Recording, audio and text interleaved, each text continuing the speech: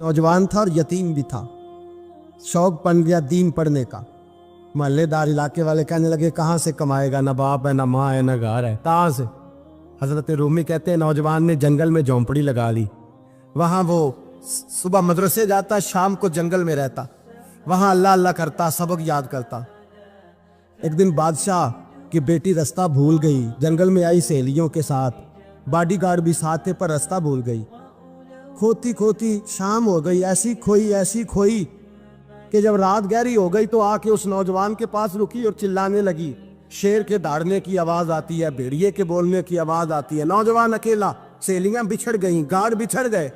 कहने लगी मैं परेशान हूँ, मुझे जगह मिल जाएगी। नौजवान कहता मैंने शहजादी देखी और मुझे भी पता था कि घर एक ही है और आग को अंदर से दरवाजा भी बंद करना पड़ता है, जंगल जानवर भी आ जाते हैं।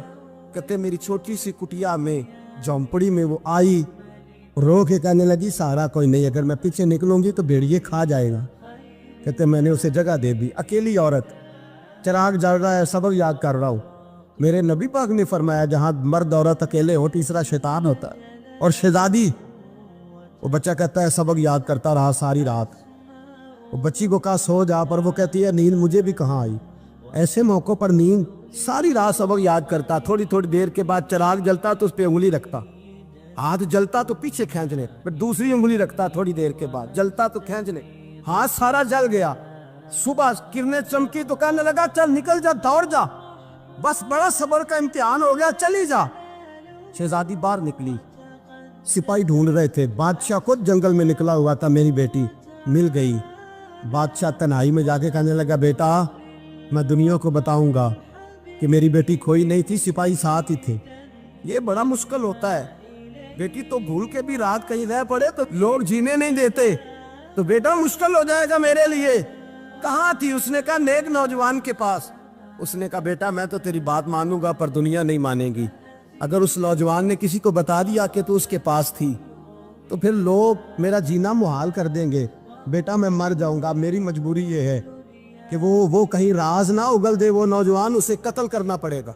औरत ने मिन्नतें की, उस बेटी ने कहा मेरे मौसम को मारोगे, रोई। और वो कहने लगा मैं बादशाह, वो मेरा अपना वकार है, मैं उसको छोड़ नहीं सकता। गिरफ्तार कर लाए सिपाही।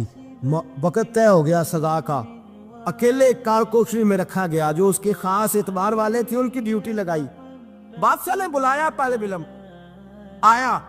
औरत कहने लगी, बेटी कहने लगी एक दफा तो बुलाओ ना, एक सवाल बस पर्दे में रह के पूछना है और फिर जो आपका जी चाहे, मेरे मौसम को मारना तो है, तो मर्जी आपकी। सामने खड़ा किया, नौजवान पर्दे के पीछे, औरत खड़ी हो गई। बादशाह बीच बैठ गया। बीबी कहने लगी सारी रात बेदार मैं भी रही, सोया तू भी नहीं। वो जो तू चिराग के करीब हाथ लगा के जलाता था वो समझ नहीं आई। नौजवान रो पड़ा, कहने लगा क्या करूं, मैंने रसूलुल्लाह का दीन पढ़ा है, क्या करूं, मैंने हुजूर का दीन पढ़ा है।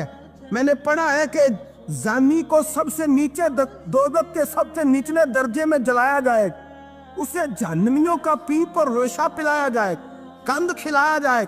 ये रवायतें पड़ी हुई थी। थोड़ी थोड़ी देर के बाद शैतान मुझे कहता था बदकारी कर ले।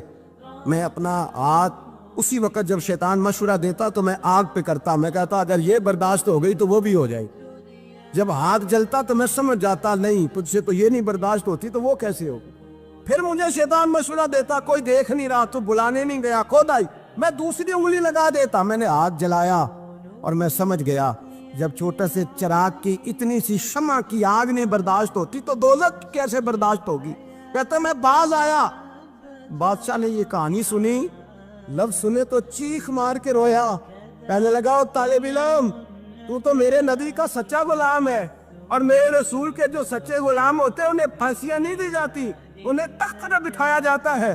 अब तुझे सजा नहीं होगी बल्कि मैं अपनी बेटी का निकाह तेरे साथ करूंगा और मेरे बाद इस सल्तनत का बादशाह भी तू ही बनेगा। अब वो नौजवान वहां नारे लगा रहा है, कहता लोगों तुम मुझे कहते थे दीन से क्या मिलता है, दीन से तो अल्लाह तख्त व ताज भी अता फरमा देता है। अगर नौजवान शर्मो हया वाले बन के रहे अल्लाह सारी इज्जतें दे देगा। देखे ना।